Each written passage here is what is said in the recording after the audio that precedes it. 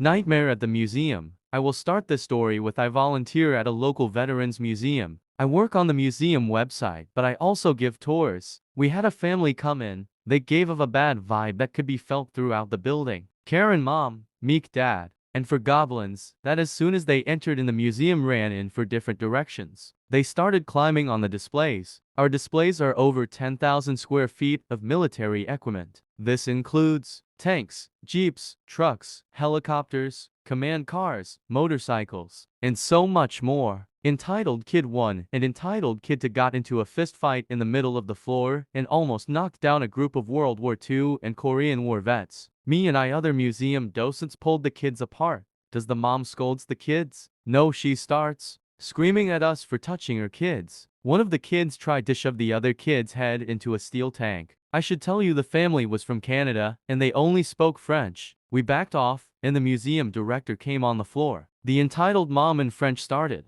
accusing us of harassing her kids. Our director, a retired army colonel, spoke French and a few other languages. The woman insisted we be fired, except we are all volunteers. While this is going on, the youngest kid, entitled Kid 4, runs under a rope and starts to grab one of the display rifles, Browning automatic rifle. This rifle is non-functional and weighs over 20 pounds. The kid weighs maybe 40 pounds. I ran and grabbed the rifle from the kid. The kid fought, and when he tried to pull it away from me, he fell on his backside. He starts bawling and screaming. The mom and colonel saw the whole thing, but she accuses me of knocking her son down and again demands I be fired. The colonel says, "Ma'am, we have cameras that have caught everything. Your children have been told not to touch the displays. You and your family need to leave." The mom looks at him and her face is turning red. Her kids are still running around the museum, but this time with a volunteer chasing each kid. The mom lets out a shriek in French. All four kids come running, and she storms out of the museum saying how rude we are. The colonel is laughing his head off. After the entitled family leaves, he translates all of this entitled mom's ranting. Even the fact since we hurt her demon, we should have given him the rifle. All of us started laughing at that. We are a veterans museum and not a playground. You can't use a competitor's phone. Well folks, for those of you who don't know, I work on cell phone towers. I used to work in extremely remote rural area for a now defunct small cell phone company. The conversations are to the best of my recollection. The area I worked was the type of area where you could drive for hours and not see anything but field, forests, and animals. Most of the sites I had were what is referred to as island sites, meaning they don't hand off to another cell tower. And most of these sites were about 30 minutes apart on a good day. Or well, I worked nights, but you get the drift. So it came around that a competitor had located quite a few sites near our sites. I, being of the mindset of efficiency, purchased a phone from them,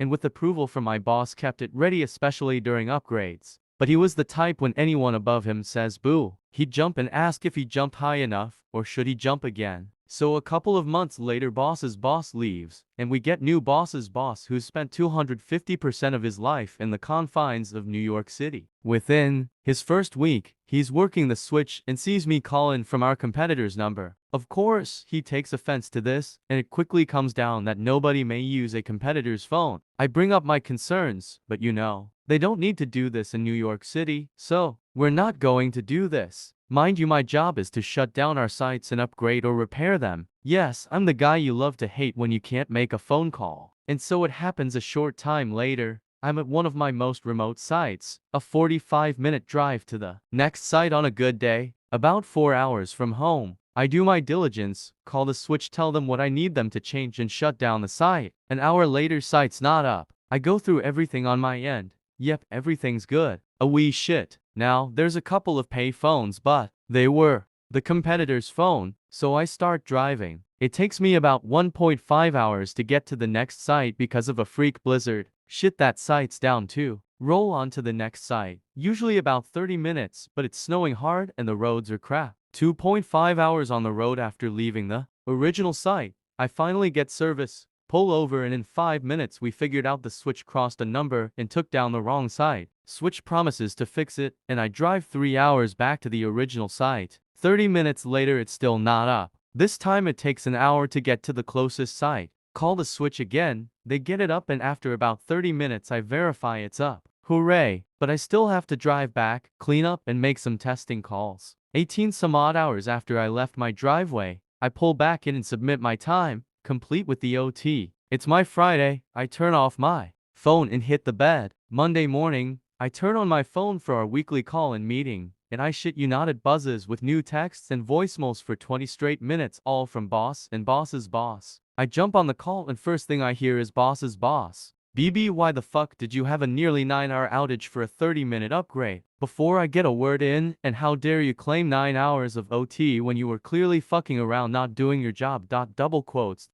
Me. Well, there were a series of issues outside of the site, and a freak snowstorm slowed my response. I hit send on emails I had already prepared before clocking out for the weekend with full rundown of events of the night. As a reply to the emails coming down from him dismissing my needs for a competitor's phone, and included his boss, vice president of the company, closing parenthesis. BB, I don't want to fucking hear excuses from you. Why didn't you just use a fucking pay phone and call for help? Literally everyone on the call groaned. Me, in case you don't remember, I just replied to a series of emails where you forbade me under threat of termination from using a competitor's phone. At this point I hear VP join our call. And since payphones are owned by a competitor, I spent 6 hours driving around in a blizzard searching for service, instead of spending 45 minutes to an hour and making a call on a competitor's phone. BB, I never fucking threatened to terminate anyone. Don't be stupid, you could have used a pay phone. VP cuts, and it appears, BB, that you do not remember what you said, and Mr. Kurt has clearly documented his actions on the night in question. BB, please call me immediately. Thank you everyone else for your time this morning. Please have a good day. This meeting is over. BB was removed shortly afterwards, having a fairly rocky rest of his short employment. I now work for the company which purchased our competitor. I've moved to my home state, though still work a rural market. It's not quite as bad. Tel or DR, I worked for a small cell phone company in a very rural area. I used a competitor's phone while working on sites. A new boss did not like this and forbade me from using a competitor's phone under threat of termination. During a freak blizzard, I ended up with an extended outage driving around looking for service, collecting many hours of overtime, contributing to boss's own termination. Return the car empty. Done. Talking to my grandmother earlier today reminded me of this story from a number of years ago. I live in Sydney and used to fly up to the Gold Coast 3 or 4 times a year to check on my grandmother. The whole family was in Sydney, so someone would usually pop up once each month to help her out. Anyway, I would always rent a car from Harrods when I arrived. At the time they offered a prepaid fuel option where you would pay an amount and not need to refuel before return. It was usually less than you would pay at the local service station, so I usually took this option. As I picked up the keys to this shiny new manual Toyota Corolla, the woman said to me, "So you have the prepaid fuel. Just bring it back empty." After a few days of relaxing by the beach, I ran a few errands for my grandmother in the morning before my 1500 flight. When the fuel light comes on and the words of Hertz staff ring in my ear, "Bring it back empty." Not wanting to push it, I pulled into 7-Eleven's and put 2 liters in and went on my way. The light didn't extinguish, but with the distance I needed to cover, I figured I'd be safe. About 1300.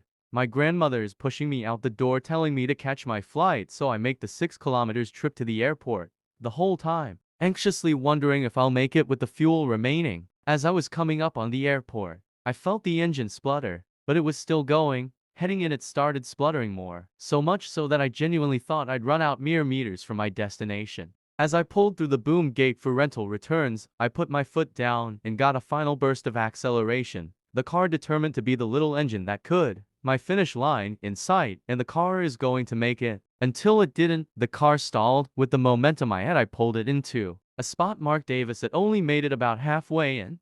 I tried in vain to restart it, but it wasn't to be. I got out and pushed the little engine that could into bay 109. I was 11 bays short of the first marked Hertz and was a broken man. My goal so near yet so far. Torment ran through my mind. Did those 11 bays mean I was short of my goal to bring it back empty? I mean, it was in the rental car park after all, and it wasn't uncommon for people to just park in a spot and ignore who owns the spot. I walk into the terminal, carry on roller bay in one hand, car keys in the other, and walk up to rental returns. "Can I help you?" the same young woman asks as I walk up to her returning a car I said. She takes the paperwork and asks where I had parked at bay 109. "It says AVIs," I respond. Her not looking up, she shrugs and talks into the radio on the counter. "Return 109 finally," she says. "Did you fill it up?" I say no. When she asks roughly how much is left, "None," I say. Oh, so the petrol light is on. No worries, she says. No, I say. I mean it ran out of fuel as I drove in. I had to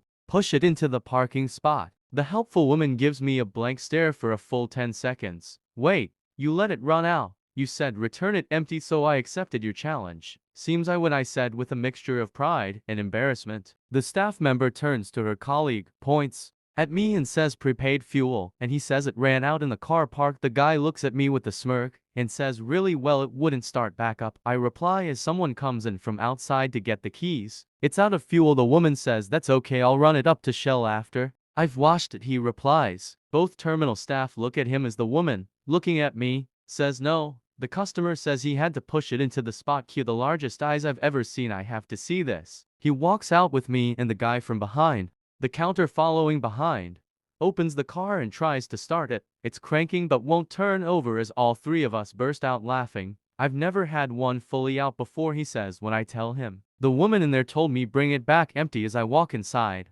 laughing to check my bags.